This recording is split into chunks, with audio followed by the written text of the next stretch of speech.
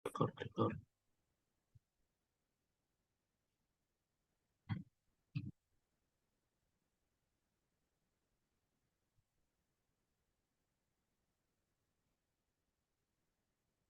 Assalamualaikum warahmatullahi wabarakatuh. Selamat malam semuanya. Perkenalkan, saya Zafir Nugraha dari mahasiswa IPB Komunikasi Digital Media Angkatan 60 dengan NIM J140131047. Dan kali ini saya akan menjelaskan mengenai presentasi jurnal, yaitu judulnya Pengaruh Terpaan Konten TikTok Perfitna Mulyana terhadap pemenuhan kebutuhan informasi dan edukasi dunia kerja follower, yang dibimbing oleh dosen pembimbing Dr. David Rizal Nugroho MSI, Enden Nardiatul Ulia SPT MSI, Mulyono SPT MTI. Untuk abstraknya sendiri, nah, penelitian ini memiliki tujuan untuk melihat bagaimana pengaruh terpaan tontonan TikTok Vina Mulyana dalam pemenuhan kebutuhan informasi dan edukasi followers seputar dunia kerja. Dan penelitian ini menggunakan metode kuantitatif dengan survei yang diambil, yaitu sekitar 100 responden yang merupakan pengikut aktif dari TikTok akun Vina Mulyana. Nah, penelitian ini menggunakan dimensi variabel yaitu X dan Y, dengan dimana dimensi variabel X ini memiliki tiga aspek dan satu aspek variabel Y. Nah, variabel X-nya itu ada tiga aspek. Yang pertama ada frekuensi, durasi, dan atensi, dan variabel Y-nya itu sebenarnya ada empat.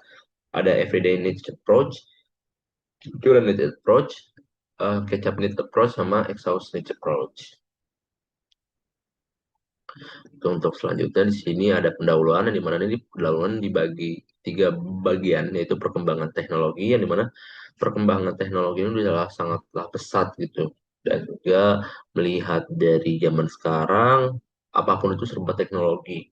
Kita pergi kemana-mana kita serba teknologi, dan kita nggak akan pernah luput dan lepas dari adanya perkembangan teknologi tersebut. Dan yang kedua adalah peran media sosial, yang dimana untuk saat ini peran media sosial itu sangat masif, dan memang media sosial ini membawa sebuah inovasi tersendiri untuk memberikan hal-hal yang emang menjadi sebuah kebutuhan bagi masyarakat saat ini, daerah ini. Yang dimana ini dari kedua ini digabungkan oleh adanya teori SOR, yaitu stimulus, organism, dan respon. Yang dimana dari adanya perkembangan dan peran media sosial ini itu menemukan sebuah stimulus atau rangsangan yang nantinya akan diorganize, yaitu dalam pemikiran kognitif, dan akan menimbulkan sebuah respon dari si penerima tersebut. Ya, untuk selanjutnya di sini ada metode, yang dimana nih metode yang saya gunakan adalah dengan metode kuantitatif deskriptif, ya, dan waktu pelaksanaan itu adalah Oktober sampai November 2025. Tempat pelaksanaan itu secara daring, Sekolah Vokasi IPB Sukabumi, dan populasinya ini diambil dari followers akun TikTok Vina Mulyana. Dengan teknik pengambilan sampelnya itu adalah rumus Slovin, 100 responden dengan pengumpulan data melalui Google Form dengan skala Likert 1 sampai 5. Dan juga untuk teknik analisis datanya itu ada uji validitas, reliabilitas, regresi linear sederhana, asumsi klasik, dan heteroskesitas. Dan selanjutnya di sini ada hipotesa penelitian, di mana menurut ahli, yaitu Sugiono 2024, hipotesis ini merupakan sebuah jawaban sementara yang diajukan untuk menjawab rumusan masalah penelitian. Dan hal ini didasarkan pada rumusan masalah serta kerangka berpikir. Nah, berdasarkan dari kerangka berpikir tersebut, latar belakang dan tujuan yang ada dalam penelitian, maka hipotesis penelitian ini dapat didapatkan sebagai berikut. Yang pertamanya ada hipotesis nol, H0, yang dimana nih ditunjukkan dengan tidak adanya pengaruh antara terpaan konten TikTok dengan pemenuhan kebutuhan informasi tersebut. Dan juga untuk hipotesis riset H1, yang dimana nih untuk melihat terdapat sebuah pengaruh dari pengaruh terpaan konten TikToker ini terhadap sebuah pemenuhan kebutuhan informasi ataupun edukasi dunia kerja follower. Selanjutnya ada hasil dan pembahasan, yang dimana di sini saya bagi beberapa aspek ya. Yang pertama di sini ada karakter responden. Total responden itu 100%, 100 responden. Jenis kelaminnya itu didominasi oleh perempuan, yaitu 55%, dan umurnya itu didominasi dari 18 sampai 22 tahun, sekitar 88,3%. Dengan domisili itu yang paling banyak adalah dari Bogor 32%, Sukabumi 24%, Jakarta 20%, Bekasi 11%. Nah, sisanya itu tersebar secara merata dengan masing-masing itu 1,7%. Nah, mayoritas responden sendiri ini 93,7% pernah menonton konten TikToker, dan 6,3% tidak pernah. Oke, selanjutnya di sini ada terapkan konten TikToker Vina Mulyana yang dimana nih temuan ini akan menjawab rumusan masalah yang telah lampir pada bagian pertama, yang dimana nih bagian ini untuk menggambarkan bagaimana sih sebuah pengaruh terapkan konten TikToker itu sendiri terhadap eh, aspek-aspek yang berkaitan gitu mengenai follower, yaitu ada frekuensi, durasi, dan atensi. Itu menurut Ardianto et al. 2014. Untuk selanjutnya ada aspek frekuensi. Di sini adalah untuk melihat bagaimana sih kayak seberapa sering individu ini mengakses sebuah media dan kenapa paparan dari informasi yang telah disampaikan. Nah, tingkat frekuensi ini untuk memengaruhi pemahaman dan internalisasi pesan yang disampaikan melalui konten tersebut.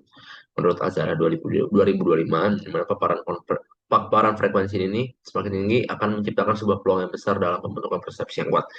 Di sini sudah ditunjukkan, di sini tuh hasilnya itu sendiri menunjukkan nilai rata itu sendiri, tingkat capaian responden itu sangat baik, yaitu sekitar 89,6%.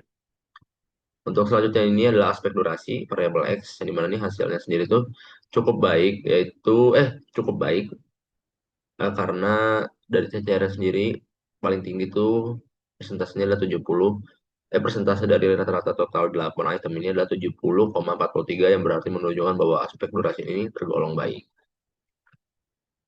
Selanjutnya ada atensi yang terakhir. Menurut Wardani et al. 2003, atensi ini mengacu pada tingkat perhatian yang diberikan seseorang dalam mengoperasikan sebuah media ataupun mengonsumsi informasi dengan pesan media. Nah, rata-rata skor aspek atensi ini sekitar 86,83% yang dapat ditunjukkan dari nilai tingkat capaian responden itu sendiri yang tergolong sangat baik. Di sini selanjutnya ada variabel Y, yaitu ada everyday need approach yang dapat kita simpulkan bahwasannya dari variabel Y ini, Y1 itu sangat baik untuk tingkat capaian respondennya. Terus yang kedua ada current need approach, dilihat dari ituannya sudah cukup baik, sangat baik karena dari rata-ratanya sendiri udah melebihi dari 70%. Dan untuk selanjutnya ada catching up with approach yang dimana nih hasilnya sendiri TCR-nya sangat baik, dan juga untuk table selanjutnya ada exhaustive approach yang hasilnya ini sangat baik dari tingkat capaian responden itu sendiri. Nah, untuk selanjutnya ada uji normalitas. Di sini eh, data terdistribusi normal karena dari nilai signifikansinya itu lebih dari 0,01. 0,05 maksudnya. Dan untuk selanjutnya ada uji regresi linear sederhana yang dimana dari uji ini nih kita dapat melihat bahwasannya signifikansi itu kebanyakan kurang dari 0,05, yang dimana nih terdapat sebuah pengaruh variabel X terhadap variabel Y. Oke, untuk selanjutnya ini ada uji hipotesis, yaitu ada uji parsial ataupun uji T, dan juga ada uji simultan atau uji F. Dan kesimpulannya sendiri, hasil dan temuan ini menggambarkan bahwasannya pengaruh konten TikToker Vina Mulyana ini berada dalam kategori sangat tinggi dan sangat baik dilihat dari rata-rata variabel X, yaitu 80,4%, dan di mana data ini menunjukkan bahwasannya adanya partisipasi dan keterlibatan yang kuat dari pengikut itu sendiri untuk mengkonsumsi konten yang disajikan oleh Vina Mulyana. Dan juga ini selaras dengan teori SOR bahwasannya konten ini menjadi sebuah stimulus yang menciptakan sebuah pengaruh terhadap proses kognitif organisme dan juga menghasilkan respon sebagai sebuah output dalam hal ini pemenuhan kebutuhan informasi follower. Oke, demikian yang saya dapat sampaikan. Kurang lebih mohon maaf. Wassalamualaikum warahmatullahi wabarakatuh.